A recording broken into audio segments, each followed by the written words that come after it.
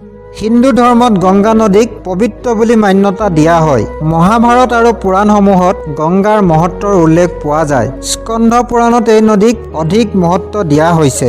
এইটো বিশ্বাস আছে যে যিকোনো পুৰুষ বা মহিলাই এই গংগা নৈত স্নান কৰিলে সমস্ত পাপ খণ্ডন হৈ যায়। এক পৌৰাণিক কাহিনী অনুসৰি এবাৰ ভগৱান শিৱ আৰু মাতা পাৰ্বতী গংগাৰ তীৰত বিচৰণ কৰিছিল আৰু সেই সময়ত মাতা পাৰ্বতীয়ে দেখিবলৈ পাইছিল যে তাত হাজাৰ হাজাৰ মানুহে স্নান কৰি আছিল আৰু সকলোৱে শিৱৰ নাম লৈ পাৰলৈ উঠি আহিছিল। সেই সময়ত কাৰো মুখত হাঁহি দেখিবলৈ পোৱা নাছিল আৰু সেই দৃশ্যৰ সাক্ষী হৈ মাতা পাৰ্বতী আচম্বিত হৈছিল আৰু মহাদেৱ শিৱক সুধিছিল, হে স্বামী, গংগাই পাপ নাশ কৰে সেইটো সঁচা, কিন্তু কিয় মোৰ মনে কৈছে ইয়াত স্নান কৰা মানুহবিলাক পাপৰ পৰা মুক্ত হ'ব পৰা নাই? গংগা কি আগৰ দৰে পবিত্ৰ হৈ থকা নাই নেকি? তেতিয়া ভগৱান শিৱই উত্তৰ দিছিল, গংগা আগৰ দৰে পবিত্ৰ হৈ আছে, কিন্তু যি মানুহবোৰে গংগাত ডুবি মৰি আছে তেওঁলোকেহে প্ৰকৃত গংগা স্নান কৰা নাই। শিৱৰ মুখত এনে কথা শুনি মাতা পাৰ্বতীয়ে একো কথা বুজিব পৰা নাছিল আৰু শিৱক সুধিছিল, এয়া কেনেকৈ সম্ভৱ? আপুনি দেখা নাই নেকি যে আপোনাৰ সন্মুখত কিমান মানুহে গংগা স্নান কৰি আছে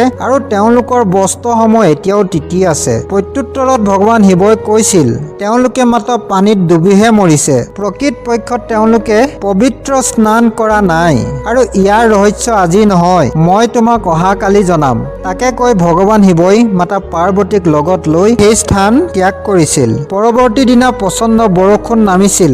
ৰাস্তা পদূলি, কাষৰ পুখুৰী, নৰ্দমাবোৰ পানীৰে ভৰি পৰিছিল। তেতিয়া ভগৱান শিৱই এজন বৃদ্ধ মানুহৰ ৰূপ ধৰি পানীৰে ভৰা পথৰ কাষতে থকা এটা পুখুৰীত বহি পৰিলে। বৃদ্ধৰূপী ভগৱান শিৱই পুখুৰীটোৰ পৰা উঠি আহিবলৈ চেষ্টা কৰি থকাৰ ভাও জুৰিবলৈ ধৰিলে আৰু মাতা পাৰ্বতীক উদ্ধাৰৰ বাবে চিঞৰিবলৈ ক'লে। লগতে মাতা পাৰ্বতীক ক'বলৈ দিলে যে যিয়ে তেওঁৰ বৃদ্ধ স্বামীক উদ্ধাৰ কৰিবলৈ আহিব তেওঁ কিন্তু সম্পূৰ্ণৰূপে পাপমুক্ত লোক হ'ব লাগিব, অন্যথা বৃদ্ধক চুই দিয়াৰ লগে লগে পুৰি ভস্ম হৈ যাব পাৰে উদ্ধাৰৰ বাবে যোৱা লোকজন। ভগৱান শিৱৰ কথা শুনি মাতা পাৰ্বতী এগৰাকী সুন্দৰ মহিলাৰ ভাও জুৰি পুখুৰীৰ পাৰত ইনাই বিনাই কান্দিবলৈ ধৰিলে। কিছু দেৰি পিছত কিছুমান মানুহ গংগাত স্নান কৰি সেই পথেৰে উভতি আহিছিল। পথেৰে আহি থকা সকলোৱে সেই মহিলাৰ চিঞৰ শুনিছিল যদিও বহুতে লোক লজ্জা আৰু পাপৰ ভয়ত সেই মহিলাৰ ওচৰলৈ যোৱা নাছিল আৰু বহুজনে আকৌ ধৰ্মৰ ভয়ত সেই সুন্দৰী মহিলাৰ ওচৰলৈ যোৱা নাছিল। তাৰে কেইবাজনে ওচৰলৈ গৈ মাতা পাৰ্বতীক কৈছিল যে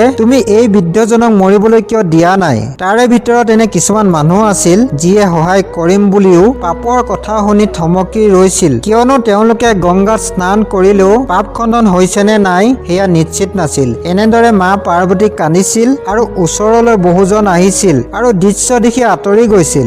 মাজতে এবাৰ ভগৱান শিৱই মাতা পাৰ্বতীক কৈছিল, দেখিছা পাৰ্বতী, গংগাত স্নান কৰা অসংখ্য লোক পাৰ হৈ গ'ল, কিন্তু কোনোৱে মোক বচাবলৈ নাহিল। তেনেতে এজন যুৱকে গংগা স্নান কৰি উঠি পুনৰ হৰি নাম জপ কৰি কৰি সেইফালেদি পাৰ হৈ গৈছিল। তেওঁক দেখি মাতা পাৰ্বতীয়ে সহায়ৰ ভিক্ষা কৰিছিল আৰু বাকীখিনি কথাও খুলি কৈছিল। কথা শুনি যুৱকৰ মন দুখেৰে ভৰি পৰিছিল আৰু তৎকালীনভাৱে উদ্ধাৰ কৰিবলৈ আগবাঢ়ি গৈছিল। যদি তুমি জীৱনত কোনো ধৰণৰ পাপ কৰ্ম কৰা নাই তেতিয়াহে মোৰ স্বামীক সাহায্য কৰা, অন্যথা তুমি ভস্ম হৈ যাবা।